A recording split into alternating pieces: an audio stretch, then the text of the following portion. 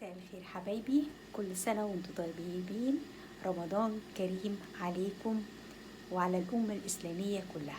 النهاردة هنعمل مع بعض الفول المدمس. أنا جبت الفول غسلته ونقعته من بالليل للصبح، وبعدين حطيت عليه عدس اهو، وادي طماطمايه زي كل سنة، ومعلقة كركم اهو، وغليت ميه اهو.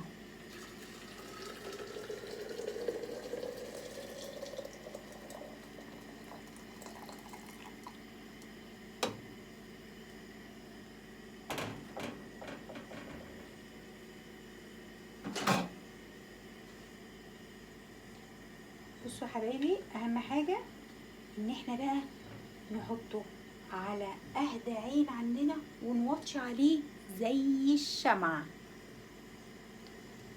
بصوا انا الطريقه دي انا عامله فيديو سابق وبعملها بعتمدها كل سنه، وبيطلع ما شاء الله، ما بنشتريش فول من بره خالص اهو بالمنظر ده كده. وبعدين نخلي العين يعني شمعة، وبعدين نبتدي نروح قافلينه.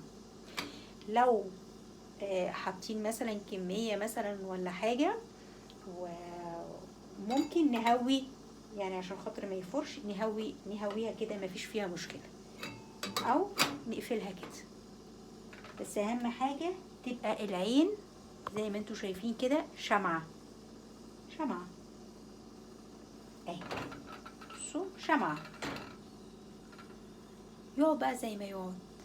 هو انا بيقعد عندي تقريبا ساعتين، يعني ما بيكترش زيادة عن كده. انتوا على حسب بقى ما يقعد عندكم. هسيبه وهوطي عليه، وان شاء الله باذن الله نعمله بكره في السحور، وصوما مقبولا وافطارا شهيا ان شاء الله. كل سنه وانتم طيبين، يا رب كل بيت يبقى فيه يجي عليه رمضان بالفرحه والهنا. بحبكم في الله. وصفات وتكات دندونه. باي باي.